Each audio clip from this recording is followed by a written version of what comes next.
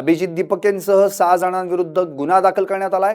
औसा येथील शाळेत अनधिकृत प्रवेश करून विद्यार्थ्यांमध्ये बसत व्हिडिओ बनवल्याप्रकरणी दाखल करण्यात आलेला हा गुन्हा आहे। अभिजित दीपके, अजिंक्य शिंदे आणि अन्य 4 ते 5 अनोळखी व्यक्तींविरुद्ध औसा पोलीस ठाण्यात गुन्हा दाखल करण्यात आला। 20 ऑगस्ट रोजी दुपारी 1:15च्या सुमारास दीपकेंसह इतरांनी विद्यार्थ्यांमध्ये बसून विविध प्रश्न विचारत शिक्षकांच्या शैक्षणिक आणि शासकीय कामात अडथळा निर्माण केला।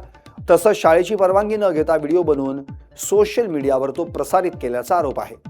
विद्यार्थी असतानाही दुसऱ्या शाळेचे विद्यार्थी आणून बसवले असल्याचं सांगत आरोपींनी शाळेची बदनामी केल्याचं तक्रारीत म्हटलंय। यावेळी शिक्षकांकडे पाहून अपशब्द वापरून त्यांना निलंबित करण्याची धमकी देखील दिल्याचा आरोप करण्यात आलाय। या प्रकरणी सय्यद शमशाद बानो खैरात अली यांनी दिलेल्या तक्रारीवरून औसा पोलीस ठाण्यात भारतीय न्याय संहितेतील कलम 132, 329(3), 351(2), 356(2) आणि 3(5) अन्वये गुन्हा नोंदवण्यात आलाय।